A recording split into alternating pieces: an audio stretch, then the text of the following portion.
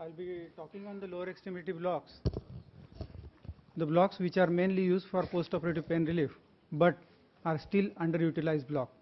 Might be the reason that we have a better alternative where we are expert in spinals and epidurals. So I'll be talking on the femoral nerve blocks and the sciatic nerve blocks with their different approaches.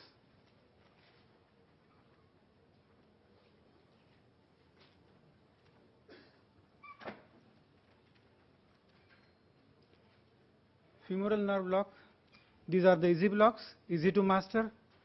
They have a less complication rate, but still underutilized block for clinical anesthesia and for their post-operative pain management.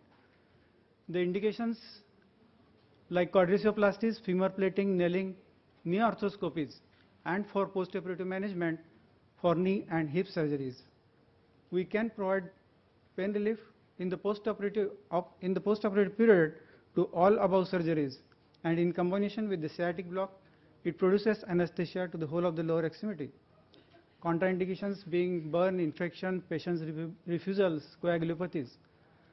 Coming to the anatomy of the femoral nerve after its origin from the low roots of L2, L3, L4, it lies in the psoas compartment. Then it descends downwards between the psoas and the iliacus at the inguinal ligament. Then it lies just lateral to the femoral artery, where we can remember the mnemonics as vein, the vein, artery, and the nerve. Starting from medial to lateral, we can see the lateral femoral cutaneous nerve also on the just medial to the anterior superior iliac spine. This nerve then descends downwards and supplies all the quadriceps muscle, the sartorius muscle, it supplies the psoas muscle and the iliacus muscle. In the cutaneous distribution, it mainly provides anesthesia to the anterior and medial aspect. Then this nerve continues downwards below the knee joint as a saphenous nerve till the greater toe. It supplies the whole of the femur, the knee joint, and the hip joint. About the fascial seats, whenever we perform this femoral nerve block, we have to consider about these two fascial seats, the fascia lata first and the fascia iliaca second. So we have to install the drug below the fascia iliaca. Now we can see the vicinity of this femoral vein and artery towards the nerve, but there is a separation of these two with the fascia lata. This is now called as the iliopectineal fascia. So if we blindly inject the drug around the femoral artery or vein, then it is not going to traverse the femoral nerve and the block may fail. The different approaches are femoral nerve block, 3-in block, or fascia iliaca block, where injection of the drug under fascia iliaca is the goal.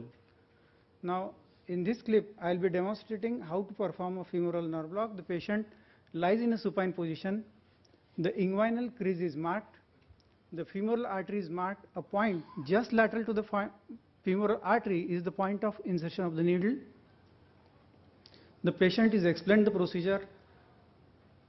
It's as femoral nerve lies superficial, the local anesthetic should be given in a superficial plane only, not very deep, because otherwise we will not get the twitches. A positive end is attached to the patient and a negative end to the exploring needle.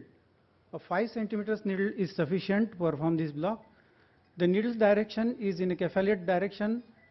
The moment we inject, we pierce the needle inside, we may starting getting the contraction of sartorius, but these are not the correct contractions. We should get the contraction of the quadriceps, and the patellar dance is the end point of this block. After the calculated dose of the drug is injected, we can perform the surgeries like arthroscopies or quadriceoplasties under this block.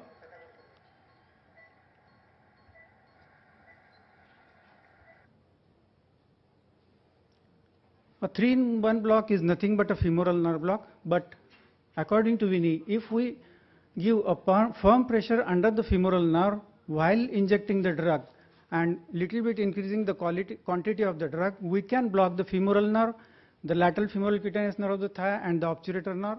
But in fact, the obturator nerve is never blocked. It is only a 2-in-1 block of femoral and lateral femoral cutaneous nerve.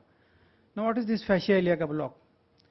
injecting the drug under the fascia iliaca on the lateral side, just by the side of the sartorius muscle where there is a aponeurosis, and we can feel the 2 clicks while performing this block is the end point of this block. Here we don't get any twitches. We just have to feel the 2 clicks. A patient with a fracture femur, a 12 years old boy, here the femoral artery at the crease is marked, a sartorius muscle is marked, a point just medial to the sartorius muscle where there is a aponeurotic edge is the point of entry. It is about 3 to 4 centimeters away from the femoral artery. After injecting local anesthetic, a Tuohy needle is used. The sharp end is used to penetrate the skin, and the needle is now rotated to feel the 2 clicks where the bevel lies at the site of the fascia. So we can see that, yes, fascia lata, and now the fascia iliaca. Now, after injecting the local anesthetic, we can put a catheter here and give the patient a good postoperative pain relief.